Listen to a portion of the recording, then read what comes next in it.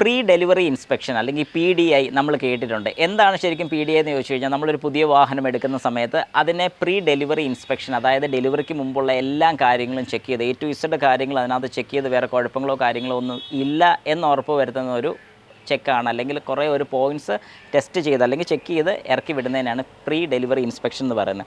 അപ്പോൾ ശരിക്കും പറഞ്ഞാൽ ഒരു സെക്കൻഡ് ഹാൻഡ് വാഹനത്തിൽ ഇത് ആവശ്യമാണോ? ഇങ്ങനൊരു സംശയം എൻ്റെ ഒരു സബ്സ്ക്രൈബർ ചോദിച്ചിട്ടുണ്ടായിരുന്നു. അതുൽ ദേവ് CP ആണ് ചോദിച്ചിരിക്കുന്നത്. ചോദ്യം ഇങ്ങനെയാണ്: ഗുഡ് മോർണിംഗ് രാകേഷ് ബ്രോ, പുതിയ വണ്ടി അല്ലെങ്കിൽ പഴയ വണ്ടി എടുക്കുമ്പോൾ PDI ഇൻസ്പെക്ഷൻ ചെയ്യണോ, നിർബന്ധമാണോ?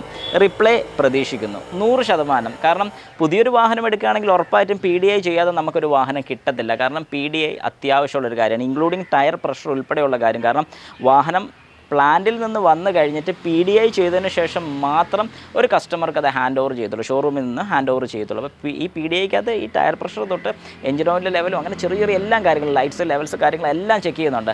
അപ്പോൾ ഈ പ്രീ ഡെലിവറി ഇൻസ്പെക്ഷൻ നമുക്കൊരു സെക്കൻഡ് ഹാൻഡ് വാഹനത്തിന് ആവശ്യമാണോ എന്ന് ചോദിച്ചാൽ 100% ആവശ്യം തന്നെയാണ്. എന്തുകൊണ്ട് ആവശ്യമല്ലാത്തത്?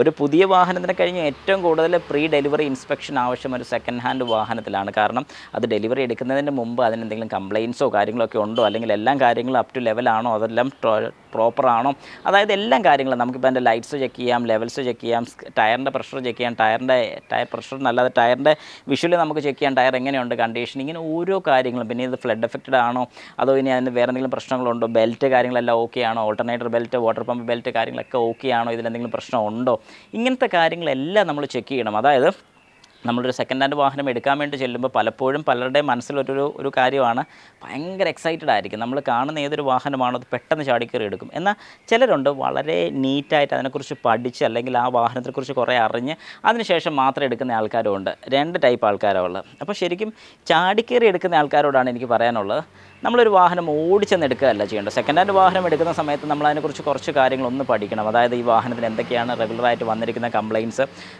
എന്തൊക്കെയെല്ലാം ഓക്കെ ആണോ, ഇപ്പോൾ നമ്മൾ എടുക്കാൻ പോകുന്ന വാഹനത്തിൻ്റെ സർവീസ് എല്ലാം പക്കയാണോ, അതന്നെ എന്തെങ്കിലും സർവീസ് മോശമായിട്ട് അല്ലെങ്കിൽ ചെയ്യാതിരുന്നിട്ടുണ്ടോ, മേജറായിട്ട് എന്തെങ്കിലും ആക്സിഡൻറ്റ്സ് ഉണ്ടായിട്ടുണ്ടോ, ആക്സിഡൻറ്റ് ഉണ്ടായ പ്രശ്നം ഉണ്ടോ എന്ന് ചോദിക്കുന്ന പോലെ അല്ല, ഉണ്ടെന്നല്ല ഞാൻ പറഞ്ഞത്. പക്ഷേ ആക്സിഡൻറ്റ് ഉണ്ടായിട്ടുണ്ടെങ്കിൽ, മേജറായിട്ടുള്ള ആക്സിഡൻറ്റ്സ് ഉണ്ടായിട്ടുണ്ടെങ്കിൽ നമ്മളതൊന്ന് ശ്രദ്ധിക്കുക. കാരണം അത് ഭാവിയിൽ മുമ്പോട്ട് എന്തെങ്കിലും പ്രശ്നം വരാനുള്ള ചാൻസസ് ഉണ്ടോ ഇല്ലേ എന്നൊക്കെ ഉള്ളതൊന്ന് കൺഫേം ആക്കുന്നത് എപ്പോഴും നല്ലതായിരിക്കും. അപ്പോൾ ഈ കാര്യങ്ങളൊക്കെ മനസ്സിൽ വെച്ചോണം. PDI എപ്പോഴും അത്യാവശ്യം തന്നെയാണ്. ഒരു പുതിയ വാഹനം എടുക്കാനും സെക്കൻഡ് ഹാൻഡ് വാഹനം എടുക്കാനും ചെയ്യുന്നത് നല്ലതായിരിക്കും.